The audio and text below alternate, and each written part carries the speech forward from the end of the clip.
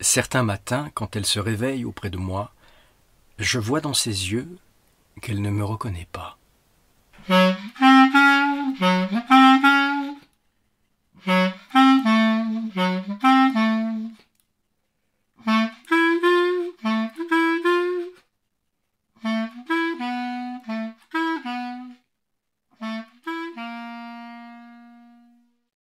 La revue Rue Saint-Ambroise et l'association Rue du Conservatoire vous proposent Un bouquet de coquelicots de Brice Gauthier. Lecteur Jean-Philippe Puymartin. Musique Charlie Nelson.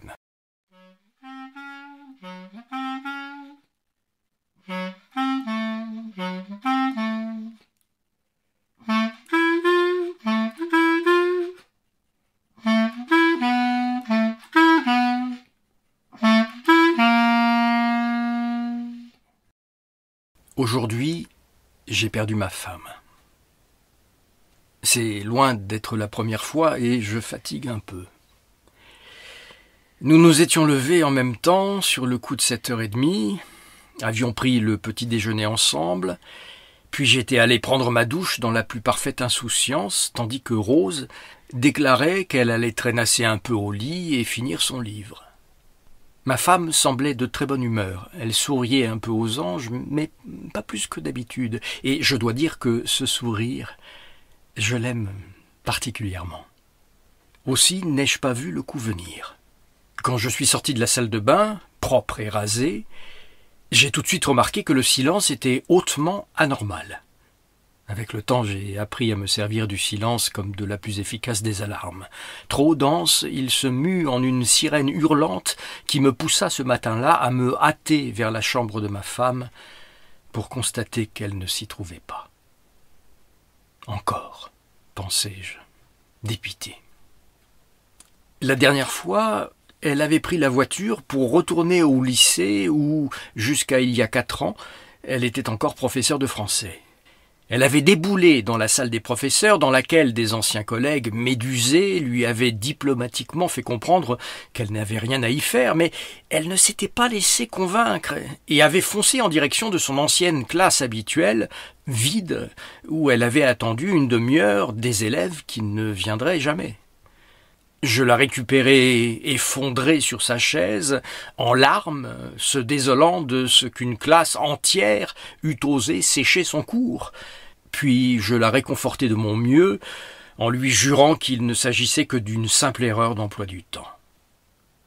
Cette fois, la voiture et son vélo étaient sagement garés à leur place. Elle était donc partie à pied pour une destination inconnue.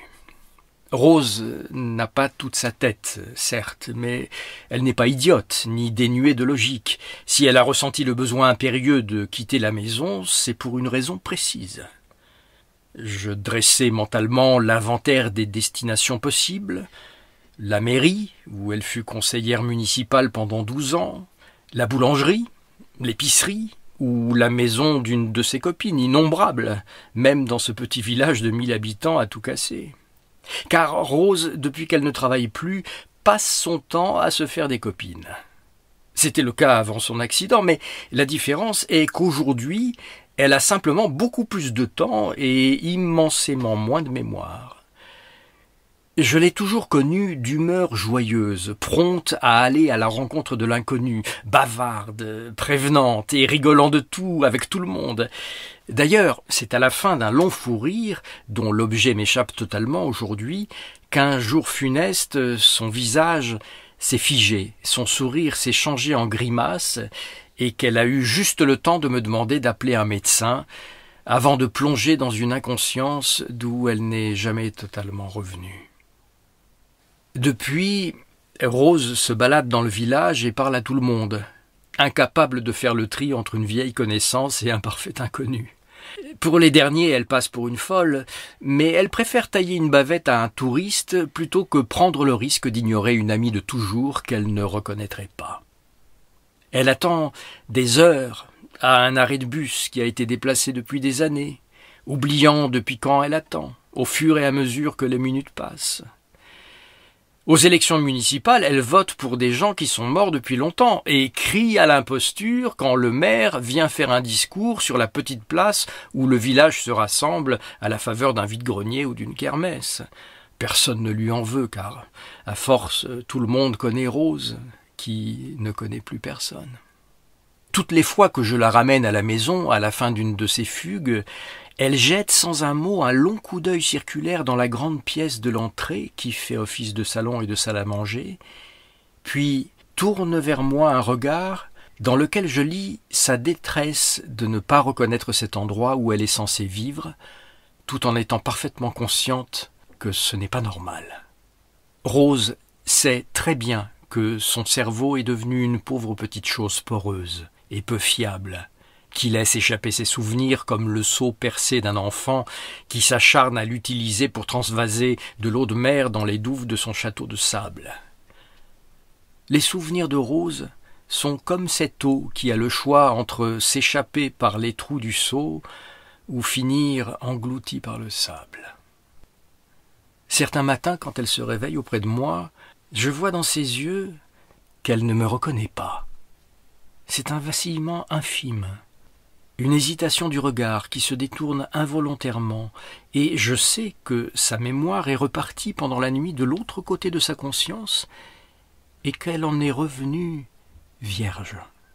Alors, je retiens mon souffle, et j'attends qu'elle ait fini de scruter mon visage attentivement, à la recherche, à défaut d'un souvenir, d'une émotion enfouie, de cette bouffée d'affection irrationnelle qui nous lie à jamais à un autre être sans que le cerveau soit autorisé à donner son avis, et quand je vois éclore cette lueur intime dans ses yeux, car je la distingue aussi clairement qu'on voit le soleil se lever au-dessus de la mer, alors une onde de pur amour me traverse.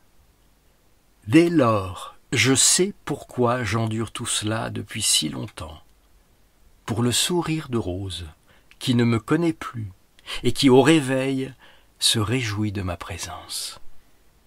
À travers le regard toujours neuf de ma femme, je sais que je suis exactement à ma place auprès de celle qui me redécouvre à chaque fois que son cerveau décide de repartir de zéro et qui me fait comprendre qu'elle est contente que je sois là. Certains jours, pourtant, comme aujourd'hui où je l'ai encore perdu, je trouve le destin cruel, et si j'avais un Dieu auquel me plaindre, je lui transmettrais des cahiers de doléances en plusieurs tomes. Dans quel état sera-t-elle quand je remettrai la main dessus? Effondrée, comme la dernière fois dans sa salle de classe vide? Désorientée comme le jour où elle n'a pas reconnu la place du village réaménagée il y a 2 ans? Ou au contraire, gaie comme un pinson, en train d'échanger des souvenirs frelatés avec une inconnue qu'elle a cru identifier? Et surtout, est-ce qu'elle me repoussera comme le plus quelconque des importuns? Certains soirs, quand je m'endors auprès d'elle, je tremble à l'idée qu'un matin elle ne ressente plus ce déclic qui la lie à moi chaque fois qu'elle me redécouvre. Dans mon cauchemar, je cours après elle, après une énième fugue, et je la retrouve dans les bras d'un autre homme, tous les deux enlacés, aspirés dans une idylle toute neuve qui ne s'encombrerait d'aucun passé ni d'aucun avenir. Même quand je finis par la retrouver seule, toujours dans ce rêve de malheur, perdue dans une petite route de campagne ou apostrophant les institutrices de l'école que fréquentaient nos enfants, je ne peux repousser ce doute que tous les amants éperdus connaissent, ce doute qui vous fait redouter l'instant des retrouvailles, celui où vous saisirez dans les yeux de celle que vous aimez l'éclat d'un amour réciproque, où votre tension se relâchera enfin, et où vous vous autoriserez à vous laisser aller, à la serrer contre vous et à la réconforter, à poser vos lèvres sur ses cheveux, puis à la ramener à la maison. Pour rien au monde je ne voudrais laisser cet éclat s'éteindre. Alors j'en paie volontiers le prix. Pour moi, pas de soirée télé à ne rien se dire avant de se coucher côte à côte jusqu'au lendemain. Pas de dimanche morne à tuer le temps, pas de pyjama informe et délavé qu'on garde parce qu'il est pratique et confortable, pas de laisser-aller ni de sortie de route, ces flatulences de la vie que les vieux couples s'autorisent à force de vivre ensemble. Tout cela m'est interdit, car les souvenirs de Rose peuvent se faire la malle à chaque instant. Au moment où cela arrive, je dois me montrer immédiatement à la hauteur. Je suis son inlassable prétendant, son éternel fiancé, son amant perpétuel, celui qui est et qui a été, malgré ce que disent les dictons. Si je tiens à elle, je n'ai pas le choix. Et je tiens à elle, plus que tout. Je l'aperçois enfin au bord de la route qui mène à l'église, penchée au-dessus d'un talus où poussent des coquelicots qu'elle cueille avec la nonchalance du promeneur insouciant. Il me semble qu'elle chante. Je m'arrête à une centaine de mètres. Elle ne m'a pas vu. Elle a dû avoir envie d'un bouquet de fleurs et elle est tout simplement allée les chercher. Les coquelicots seront fanés avant d'arriver à la maison, elle le sait, mais elle choisit de l'ignorer. Elle profite de ce que les fleurs lui offrent, sans penser à l'instant d'après. Notre vie ressemble désormais à cela, à un bouquet de coquelicots.